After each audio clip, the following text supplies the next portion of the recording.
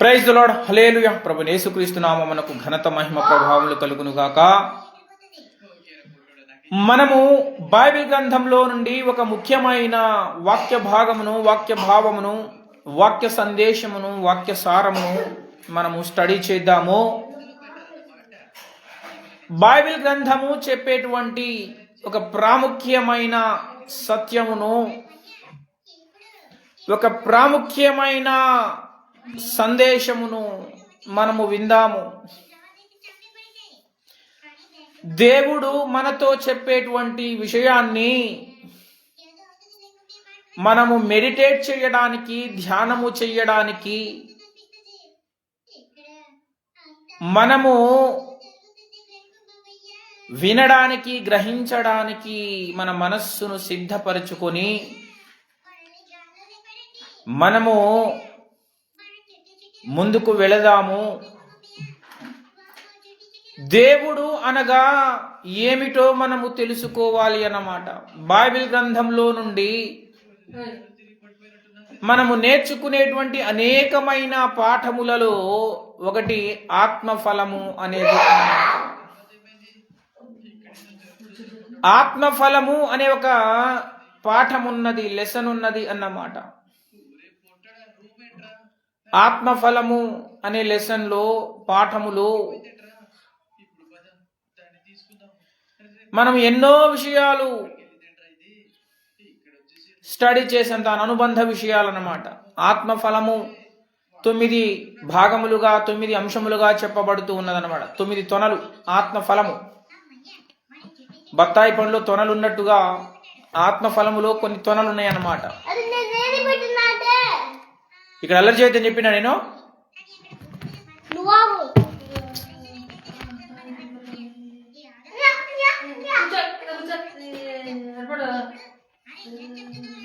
హల్లెలూయా. యేసయ్య నామమునకు మహిమ కలుగును గాక.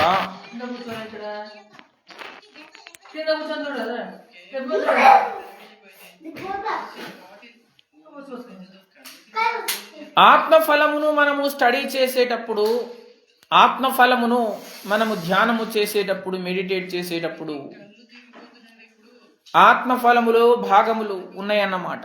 ప్రేమ, సంతోషము, దయాళుత్వము, ఆశా నిగ్రహము. అలాగూ బైబిల్ గ్రంథము మొత్తము చదివిన తరువాత నాకొక భావము కలిగిందన్నమాట. ఆత్మలో ఒక భావము,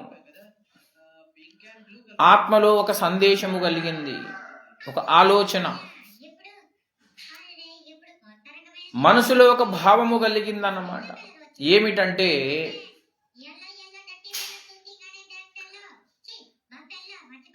మనకు అవసరమైన ముఖ్యమైన ఒక 3 సంగతులు నాకు భావముగా కలిగిందన్నమాట. 3 సంగతులు. ఒకటి ప్రేమ, రెండవది విశ్వాసము, మూడవది నిర్వచించుట అనే 3 విషయాలు, 3 భావాలు, 3 ప్రత్యేకమైన విభాగాలు కలిపి ఇది చాలా మంచి విషయము. మనం ఒక సిద్ధాంతముగా నేర్చుకోవాలి అన్నమాట. గాంధీ మహాత్ముల వారు మనకు చెప్పారు. ఏమిటి అంటే శాంతి, అహింస, సత్యము అనే 3 విషయాలు చెప్పారన్నమాట వారు. అలా నాకొక 3 విషయాలు తోచినాయి అన్నమాట. ఒకటి ప్రేమ, రెండవది విశ్వాసము, మూడవది నిర్వచించండి అని 3 విషయాలు మనము చెబితే బాగుంటుంది. ఒక సిద్ధాంతముగా మనము చేసుకొని ఆ సిద్ధాంతంతో మనము భక్తి జీవితాన్ని సాధన చేస్తే, ఆత్మీయ జీవితాన్ని మనం సాధన చేస్తే మనకు మేలు కలుగుతుంది, ప్రయోజనము కలుగుతుంది అని నాకు ఒక భావము కలిగిందన్నమాట. మరి ఆ 3 విషయాలు ఏమిటో కూడా మనము కొంచెం తరచుగా కాన్సెప్ట్ ఏమిటి, దాని యొక్క భావం ఏమిటో కూడా మనము తెలుసుకోవాలి. 3 విషయాలు ఏమిటి? ప్రేమ, విశ్వాసము, నిర్వచించుట. ప్రేమ, విశ్వాసము అనేది ఆత్మఫలం. ఆల్రెడీ ఆత్మఫలంలో మనం నేర్చుకున్న విషయాలన్నమాట. ఆత్మఫలములో ప్రేమ, విశ్వాసము అనే 2 ఉన్నాయి. ఇకపోతే నిర్వచించుట అనేది మరొక అంశం. ఈ మూడు సంగతులను కనుక ఒక సిద్ధాంతముగా మనము చేసుకొని ముందుకు భక్తి సాధన చేస్తే మనకు చాలా మేలు ప్రయోజనం కలుగుతుందన్నమాట. గాంధీ మహాత్ముల వారు సత్యం, అహింస, శాంతి అనే మూడు విభాగాలతోటి వారు చేసినటువంటి సంకల్ప బలము, వారి యొక్క మనోబలము, సంకల్ప బలము, ఆత్మబలము ద్వారా వారు ఎంతో గొప్ప మేలులను సాధించారనమాట. మూడు విషయాలను ప్రాక్టీస్ చేయడము ద్వారా ఆ మూడు విషయాలలో ఆయనకు వచ్చినటువంటి అనుభవము చాలా గొప్పది అన్నమాట. మనము ఈ మూడు విషయాలు, ప్రేమ, విశ్వాసము, నిర్వచించుట అనే మూడు విషయాలను మనము స్టడీ చేస్తూ దానిని మనము ప్రత్యేకమైన సిద్ధాంతముగా చేసుకొని ముందుకు వెళ్తే మనకు భక్తి జీవితంలో గొప్ప మేలులు కలుగుతాయన్నమాట. ప్రేమ ఆత్మఫలము, విశ్వాసము ఆత్మఫలము, నిర్వచించుట, నిర్వచనము అంటే అన్నిటిని నిర్వచించాలి అన్నమాట. ఈనాటి ఈ తరము క్రైస్తవులలో, భూమి మీద ఉన్న ప్రజెంట్ క్రైస్తవులు బాధపడే విషయాలు ఏమిటి అంటే, ఈ భూమి మీద ఉన్న క్రైస్తవులు, ప్రస్తుత తరం క్రైస్తవులు ఎక్కువగా కాంట్రవర్సరీ డినామినేషన్ భేదములు, సిద్ధాంత భేదములు ఎందుకు కలుగుతున్నాయి ఈనాటి ఈ తరం క్రైస్తవులకు అంటే, ప్రధానముగా ఇదే విషయం, నిర్వచించుట అనే విషయంలో వారు సరిగా దానిని ప్రాక్టీస్ చేయలేకపోయారన్నమాట. నిర్వచించుట అనే విషయాన్ని వారు సరిగా అర్థం చేసుకోలేకపోయారు. దాన్ని నిర్వచించాలి అన్ని విషయాలను అనే సంగతిని మరచిపోయారు అన్నమాట. అన్నిటినీ నిర్వచించాలి. నిర్వచనము చెప్పిన తర్వాత, నిర్వచించిన తర్వాత ఈ భేదాలు ఉండవన్నమాట. బైబిల్ చెప్పే నిర్వచనం ఏమిటి? త్రిత్వము అంటే నిర్వచనం. ఆ త్రిత్వము అనే భావం పైన, మాట పైన, త్రిత్వము అనే పదము పైన, మాట పైన చాలా కాంట్రవర్సరీ ఉందన్నమాట. త్రిత్వము అంటే ఏమిటో నిర్వచించాలి, బాప్తిస్మము అంటే ఏమిటో నిర్వచించాలి, బైబిల్ అంటే ఏమిటో నిర్వచించాలి, ఆత్మ అంటే ఏమిటో నిర్వచించాలి, విశ్వాసము అంటే ఏమిటో నిర్వచించాలి, కృపా వరము అంటే ఏమిటో నిర్వచించాలి. అన్ని విషయాలను నిర్వచించాలన్నమాట. పరిశుద్ధత అంటే ఏమిటి, పాపం అంటే ఏమిటి, లోకం అంటే ఏమిటి, పరలోకం అంటే ఏమిటి, ఇలా అన్ని విషయాలను నిర్వచిస్తే క్రైస్తవ సమాజములో సిద్ధాంత విభేదాలు తగ్గి ఏక మనస్సు, ఏకాత్మ, ఏక హృదయము, ఏక తాత్పర్యము అనేది సాధ్యమవుతుందన్నమాట.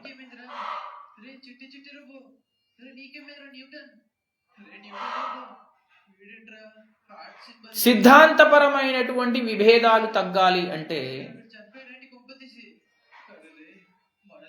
నిర్వచించుట అనేది చాలా అవసరం అన్నమాట.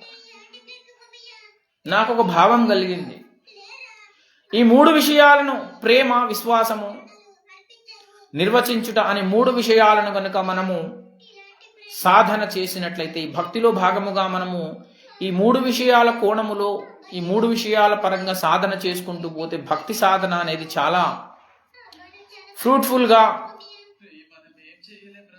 జరుగుతుంది అనేటువంటి ఒక భావం కలిగిందన్నమాట. దానిని మనము కంటిన్యూస్గా ఈ సంవత్సరం అంతా కూడా, కొత్త సంవత్సరంలో, ఈ నూతన సంవత్సరము, న్యూ ఇయర్ 2026 న్యూ ఇయర్ అంతా కూడా 2026 జనవరి నుంచి 2027 జనవరి దాకా ఒక సంవత్సరం పాటు మనము ఆత్మఫలమును గురించే స్టడీ చేద్దాం. ఆత్మఫలమే ముఖ్యం అన్నమాట. మనకు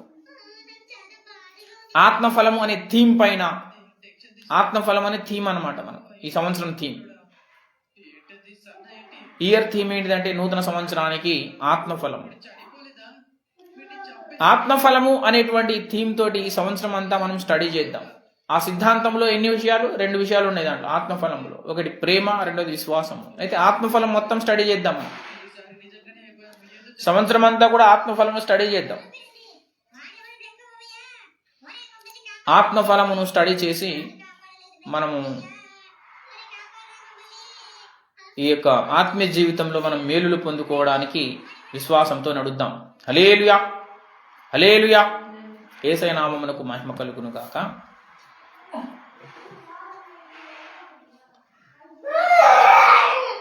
నేను కొన్ని విషయాలను పరికించాను అన్నమాట. మన యొక్క సామాజిక పరిస్థితి, మన యొక్క సామాజిక స్థితి, ప్రస్తుత సమాజము, మన యొక్క సామాజిక సోషల్ సిచ్యువేషన్, సామాజిక స్థితి, సామాజిక పరిస్థితి, ప్రస్తుత మన సమాజములో సామాజిక స్థితిని గురించి కొంత పరికించాను నేను. నాకు ఒక భావం కలిగిందన్నమాట. అది నేను ఎప్పటి నుంచో ఆ భావాన్ని చెప్పాలి అని అనుకున్నాను. సౌందర్య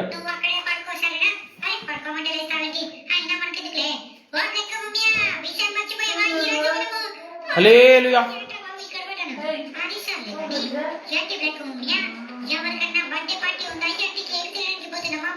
హల్లెలూయా. యేసయ్య నామమునకు మహిమ కలుగును గాక. నేను బేబీ సిట్టింగ్ చేయడానికి వెళ్తున్నా కదా, అక్కడ ఒకవేళ బేబీ ఏడ్చిందనుకో నవ్వించడానికి ఇలా డాన్స్ చేయాలని చెప్పేసి ప్రాక్టీస్ చేస్తున్నాను.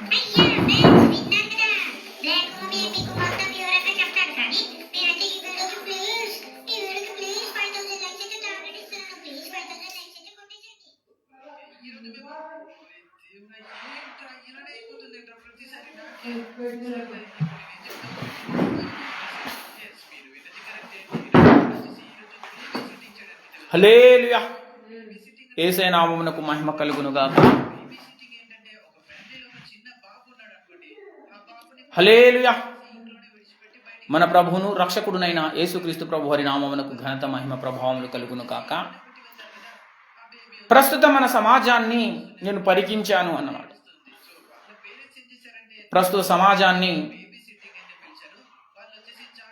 నేను పరికించిన తరువాత నాకు ఒక భావము కలిగింది. మన సమాజము కొన్ని విషయాలలో కొంచెం ఎడ్యుకేట్ అవ్వాలి అని నాకు ఒక మనస్సు అన్నమాట. కొన్ని విషయాలలో మన సమాజము ఎడ్యుకేట్ కావాలి. Our society should be educate in some situations, some concepts. మన సమాజము కొంచెం ఎడ్యుకేట్ కావాలి. ఏ ఏ విషయాలలో ఎడ్యుకేట్ కావాలి అంటే ఒక 8 అంశాలు అన్నమాట. ఇంతకుముందు మనం చెప్పుకున్నట్లు 3 విషయాలు, ప్రేమ, విశ్వాసము, నిర్వచించుట అనే 3 విషయాలు ఒక సిద్ధాంతంగా ఉంటే బాగుంటుంది అని నాకు ఒక మనస్సు కలిగినట్లుగా, ప్రస్తుత మన సమాజము, మన భారతదేశ సమాజము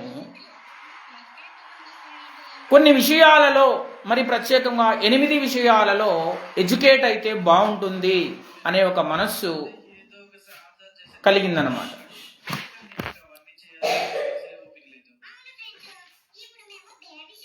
మన ప్రస్తుత సమాజము ఎడ్యుకేట్ కావాలి. ఎన్ని విషయాలలో ఎడ్యుకేట్ కావాలి అంటే 8 విషయాలలో ఎడ్యుకేట్ అవ్వాలి అన్నమాట. ఒకటేమో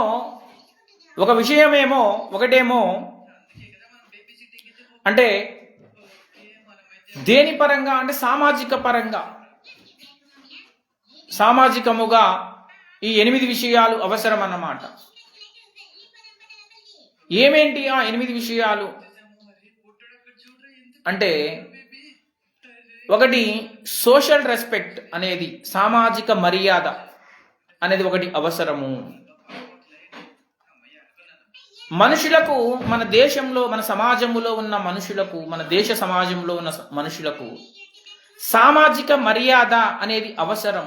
ప్రస్తుత సమాజం అంతా కూడా,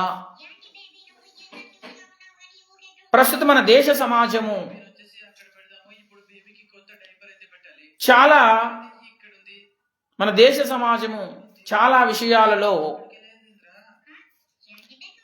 ఎడ్యుకేట్ కావాల్సిన అవసరం ఉంది. దాంట్లో ఒకటి సామాజిక మర్యాద, సోషల్ రెస్పెక్ట్, సోషల్ వాల్యూస్, సామాజిక విలువలు అన్నమాట.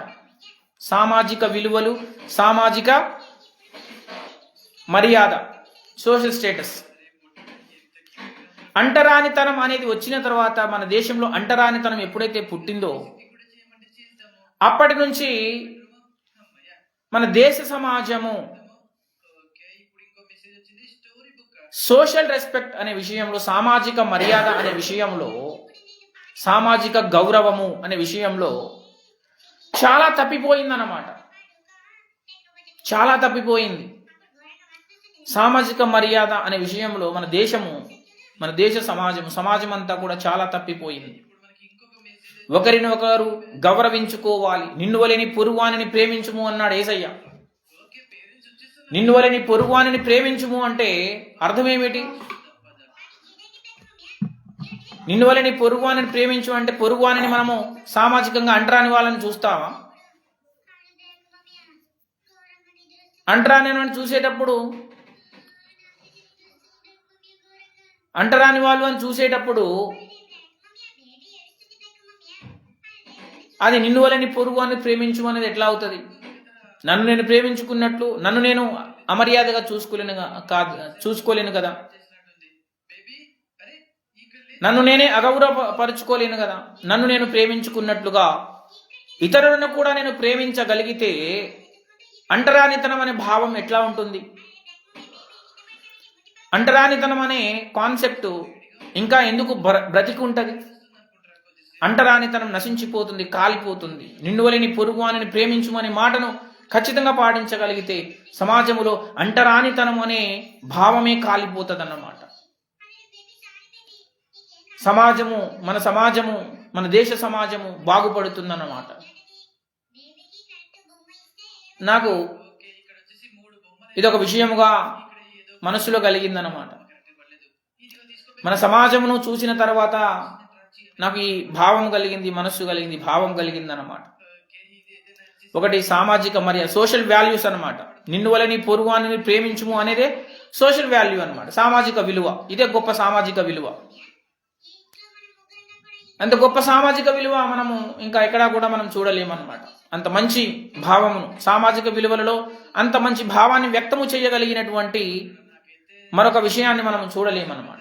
ఏదైనా సరే నీ పొరుగువానికి ఎవరికి హాని చేయకుండా బ్రతకాలి, కీడు చేయకుండా బ్రతకాలి అనేటువంటి విషయాలు ఏదైనా ఉంది అంటే అది నిన్ను వలని పొరుగువాన్ని ప్రేమించమని మాటలో ఇమిడి ఉంటుంది అన్నమాట. ప్రేమ పొరుగువానికి కీడు చేయదు. ప్రేమించేటప్పుడు కీడు ఎట్లా చేస్తారు? ప్రేమించేటప్పుడు ఒకరిని ఎట్లా బాధపరచరు కదా. ప్రేమ పొరుగువానికి కీడు చేయదు అని బైబిల్ చెబుతుంది అన్నమాట. ప్రేమ అన్నిటిని సహించును. ప్రేమిస్తే సహించగలుగుతారు కదా. అంటరాని వాళ్ళు అని చెప్పేసి దూరం ఎట్లా పెడతారు? సహించలేని మనసు ఎలాగుంటుంది? సామాజిక విలువల విషయంలో, సామాజిక మర్యాద విషయంలో ఇదొక మనస్సు తోచిందన్నమాట నాకు. మొత్తం 8 విషయాలు అని, మొత్తం 8 విషయాలు మన సమాజాన్ని చూసిన తర్వాత మొత్తం ఒక 8 విషయాలు ఉంటే బాగుంటుంది అని నాకు ఒక భావం కలిగిందన్నమాట. ఒకటి సామాజిక మర్యాద. సామాజిక మర్యాదను, అంటరానితనాన్ని రూపుమాపడానికి రీఫార్మర్స్, సంఘ సంస్కర్తలు, మన దేశ ప్రభుత్వము రాజకీయము ద్వారా, తగ్గట్లేదు. డైపర్ రీఫార్మ్స్ చేయడం ద్వారా, రీఫార్మర్స్, సంఘ సంస్కర్తలు, తీసుకెళ్ళాలి, బేబీని పడుకో. ఇలా ఎన్జిఓస్ అందరూ కూడా అన్నమాట, స్వచ్ఛంద సేవా సంస్థలు అందరూ కలిసి నిన్ను వలె నీ పొరుగు అని ప్రేమించు అనే మాటను సమాజంలో వేలునుకునేటట్టు ప్రచారము చేయడము, దానిని ఇంప్లిమెంట్ చేయడము, ప్రచారం చేయడం, ఎడ్యుకేట్ చేయడం ద్వారా అంటరానితనాన్ని మన దేశ సమాజం నుంచి మనం తరిమి కొట్టొచ్చు అన్నమాట. ఒక స్టోరీ అయితే చదువుదాము. మన దేశ సమాజం ఎడ్యుకేట్ అవుతుంది, ఫాస్ట్ గా ఈ మనం నాగరికులముగా కనబడతాము అన్నమాట. అంటరానితనం అనేది లేకపోతే భారతదేశము నాగరికత కలిగిన దేశము, అభివృద్ధి చెందిన దేశముగా మనం చూడగలుగుతాం. అభివృద్ధి చెందుతూ ఉన్న దేశం కాదు, అభివృద్ధి చెందిన దేశంగా మనం చూడగలుగుతాం. ఈ అంటరానితనం అనేది మన సమాజం నుంచి లేకుండా మన సమాజం ఎడ్యుకేట్ అయిందంటే పెట్టేశాను. ఆ బేబీ ఏం చేస్తుందో ఏంటారో నాకు చాలా మనము ఉందిరా. డెవలప్డ్ కంట్రీగా మారగలుగుతాము అన్నమాట. కానీ పడుకుందే చాలా క్యూట్ గా ఉందిరా. నాకు తెలిసి ఆ బేబీ కావాలనుకుంటే రెండవ విషయము, ఇంకా మన సమాజము అనేక విషయాలలో బాధపడుతూ ఉన్నది. రెండవ విషయము, ఇల్లు లేవన్నమాట. సఫిషియెంట్ గా అవసరమైనటువంటి ఇల్లు లేవు అన్నమాట. మన సమాజములో ఇల్లు లేక బాధపడుతున్న వారు చాలా మంది ఉన్నారు. ఓకేరా పుట్టడా. ఇప్పుడు మళ్ళీ టీవీ అయితే ప్రభుత్వ లెక్కల ప్రకారము కనీసం ఒక 30-40% పీపుల్కి, 100కు 40 మందికి, 30 మందికి, కనీసం 30 మందికి, 100కు 30 మందికి ఇల్లు లేవు మన దేశంలో. నిద్రపోయి లేచాము. ఇప్పుడు వచ్చేసి మాకైతే ఇల్లు లేకుండా 100కు 30 మందికి ఇల్లు లేకపోతే వాళ్ళు ఎక్కడ జీవించడం సాధ్యం కాదు కదా. చీజ్ టోస్ట్ చేయాలంట. కానీ ఏంటి ఇల్లు నిర్మించి ఇవ్వాలి. మన చీజ్ టోస్ట్ అంటే ఎలా చేయాలరా?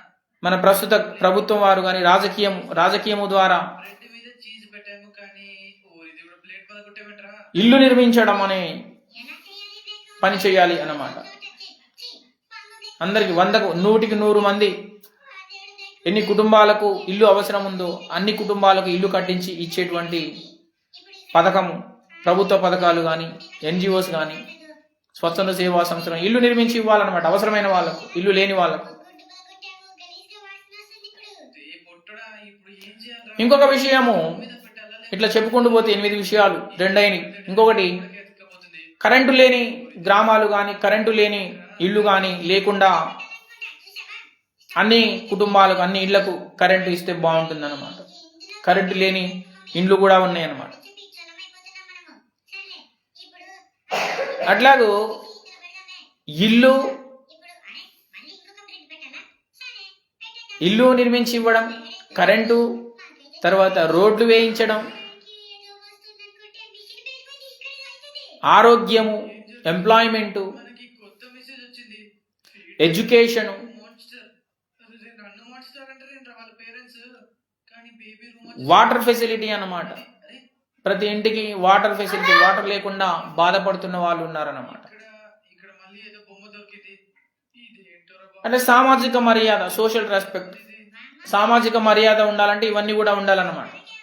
ఇల్లు ఉండాలి, హెల్త్ ఉండాలి, ఎడ్యుకేషన్ ఉండాలి, రోడ్లు ఉండాలి, ఇంటికి నీళ్లు రావాలి, ఎంప్లాయ్మెంట్ ఉండాలి, కరెంట్ ఉండాలి, సామాజిక మర్యాద, పాలసీసా ఉంది. ఈ సోషల్ రెస్పెక్ట్, ఈ 8 అంశాలు ఉండాలన్నమాట. బేబీ అక్కడేం చేస్తున్నావు బేబీ? Door పెట్టిందేంట్రా baby? ఓరి దేవుడా. రాజకీయముగా సాధిస్తారా లేకపోతే స్వచ్ఛంద సేవా సంస్థల ద్వారా వీటిని సాధిస్తారా అనేది మన దేశ సమాజము తర్కించుకొని ఈ విషయాలను సాధించడానికి ప్రయత్నం చేయాలి అనేటువంటి ఒక భావము, ఒక మనస్సు నాకు కలిగిందన్నమాట. కానీ అరే పొట్టు, ఇవి ప్రధానమైన విషయాలు 8 సామాజికముగా అన్నమాట. ఇది దయ్యం వెళ్ళరా? అందుకే ఇలా జరుగుతుంది. మన భక్తి సాధన కొరకేమో ఈ 3 విషయాలు, ప్రేమ, విశ్వాసము, దయ్యము బేబీయా లేకపోతే వాళ్ళ ప్రేమ, విశ్వాసము, లేకపోతే నిర్వచించుట. భక్తి సాధన కొరకు ఇది అవసరం మనకు. ఈ 3 సిద్ధాంతాలు, ఈ 3 విషయాలు ఒక సిద్ధాంతముగా మనకు అవసరం. ఎలాగో మనము మన సమాజములో మనము సర్వైవ్ అవ్వడానికి ఒక మంచి పౌరుడుగా, ఒక మంచి వ్యక్తిగా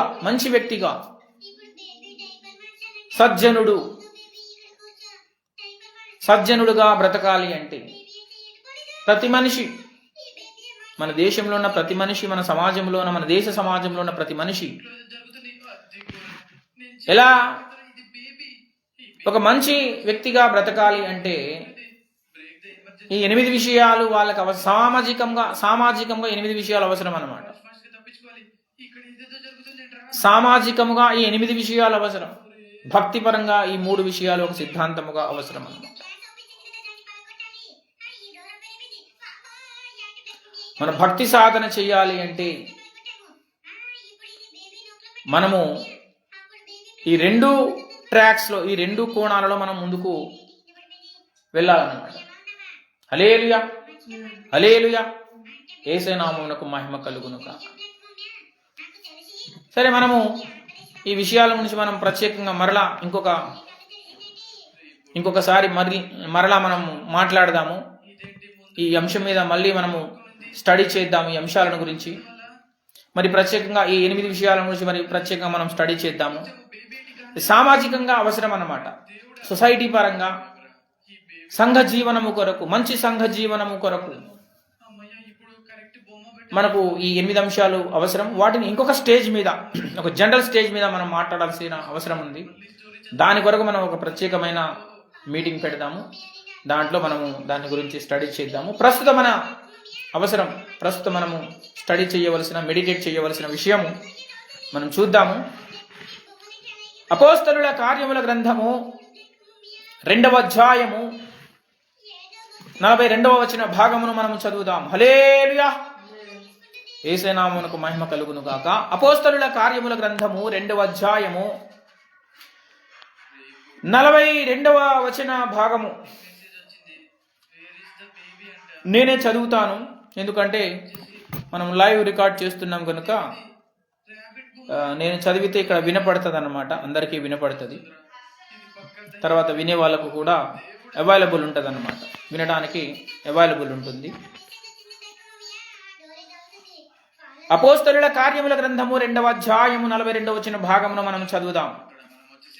వీరు అపోస్తలుల బోధయందును, సహవాసమందును, రొట్టె విరుచుట యందును, ప్రార్థన చేయుట యందును ఎడతెగక ఉండిరి. మరలా చదువుదాం ఒకసారి. అపోస్తలుల కార్యముల గ్రంథము 2:42. వీరు అపోస్తలుల బోధయందును, సహవాసమందును, రొట్టె విరుచుట యందును, ప్రార్థన చేయుట యందును ఎడతెగక ఉండిరి.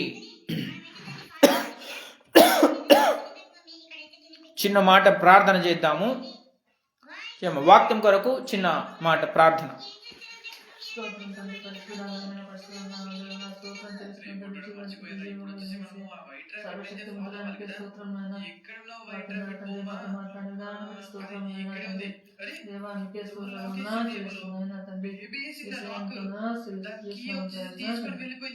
ఆమేన్, ఆమేన్, ఆమేన్. హల్లెలూయా, హల్లెలూయా, యేసయ్య నామమునకు మహిమ కలుగును గాక.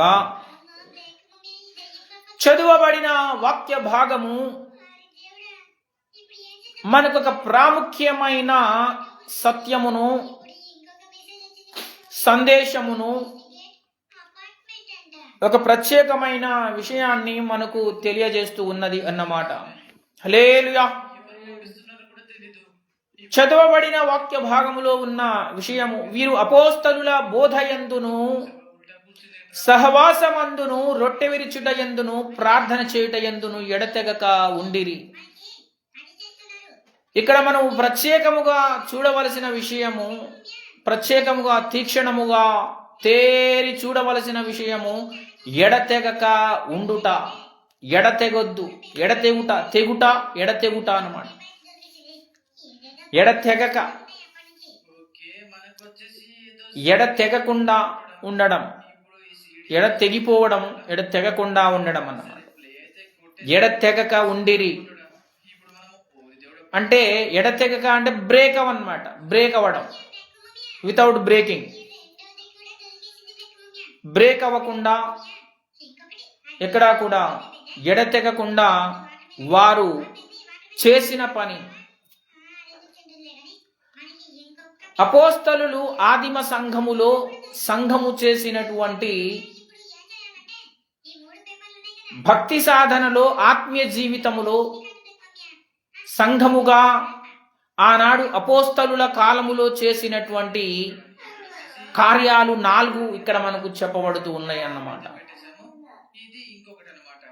ఇది కూడా పెట్టేసాము. ఆనాడు అపోస్తలులు సంఘములో ఏమి చేశారు, సంఘం ఎలా నడుచుకోవాలి, కానీ బయటికి సంఘములో సంఘములో చెయ్యవలసిన విధులు, ఇప్పుడు మనము సంఘ విధులు అన్నమాట.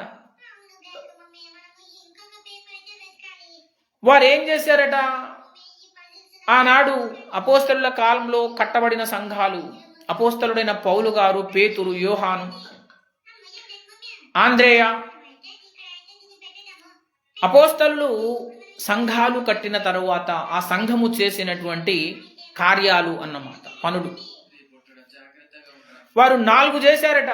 ఒకటి, అపోస్తలుల బోధలో కొనసాగారట. వాళ్ళు ఇక్కడికైతే వచ్చేసింది. బేబీ కింద పడిందంట. వారు ఏమయ్యారు అంటే అపోస్తలుల బోధయందు ఇక్కడ ఏదో కొనసాగారు. ఓరి దేవుడా, ఇందులోకి వెళ్ళాలంటే కొంపతీసి మనము అపోస్తలుల బోధలో కొనసాగారు అన్నమాట ఆనాటి సంఘము, ఆనాటి సంఘస్థులు.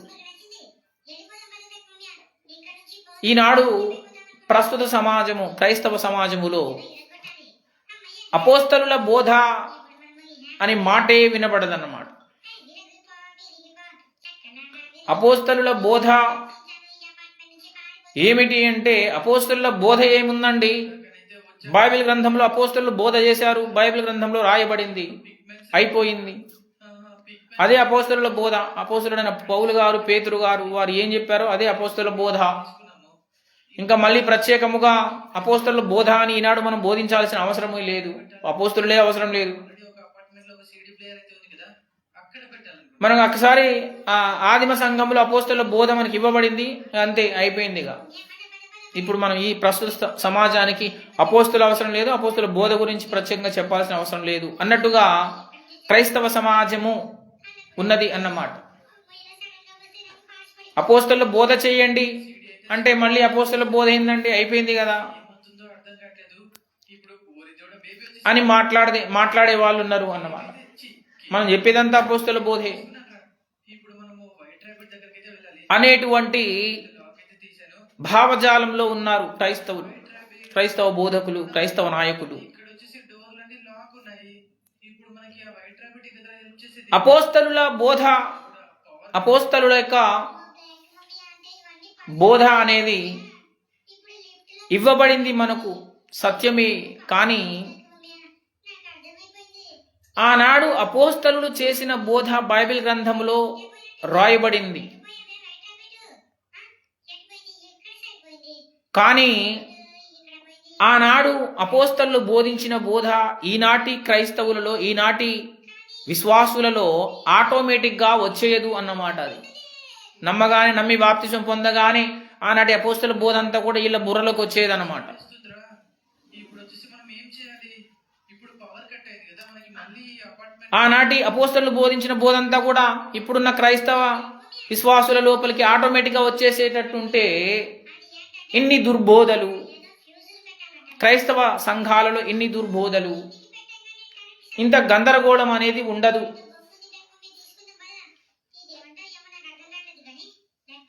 ఒకవేళ గందరగోళము లేకుండా ఉన్నది అంటే, క్రైస్తవ సమాజంలో గందరగోళము లేకుండా, క్రైస్తవ సంఘములో కొన్ని చోట్ల గందరగోళము లేకుండా మంచి అపోస్తలిక బోధ కలిగి నడుస్తున్న సంఘాలు కూడా మనము చూడొచ్చు. ఉన్నాయి 17.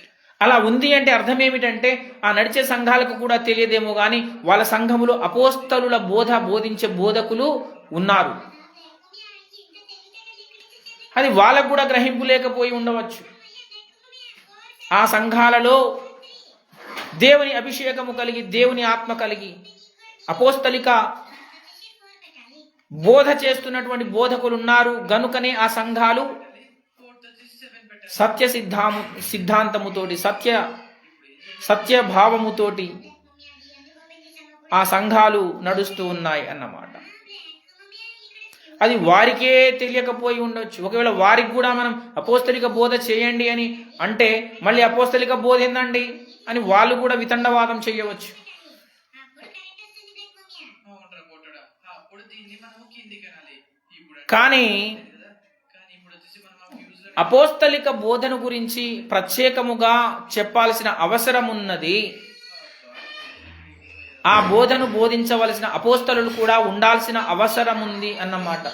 ప్రతి తరములో ఆనాటి ఆదిమ సంఘము మొదలుకొని ఈనాటి ప్రస్తుత తరం క్రైస్తవ సమాజము వరకు ప్రతి తరములో కూడా కాయినా ఈ అపోస్తలిక బోధను బోధించే అపోస్తలులు వారితో కూడినటువంటి అబ్బాయి కాయిన్స్ ని వెతకాలి, వాటిని బోధక వ్యవస్థ అంతా కూడా ఈ తరము దాకా ఉండాల్సిన మనకైతే అవసరాన్ని సూచిస్తూ ఉన్నది అన్నమాట ఈ లేఖనం. కాయిన్ ఎక్కడుంది, ఇందులో ఉందా? ఈ విషయం మనకు ఎఫ్ఎస్సీలకు రాసిన పత్రిక ద్వారా మనకు రూఢీపరచబడుతూ ఉన్నది అన్నమాట. బ్లూ అయితే పెట్టేద్దాము. అమ్మా దేవుడు మనకు కొందరిని అపోస్తలులు గాను, ప్రవక్తలను గాను, బోధకులను గాను, సంఘ కాపరులు గాను, ఉపదేశకులు గాను నియమించాడు.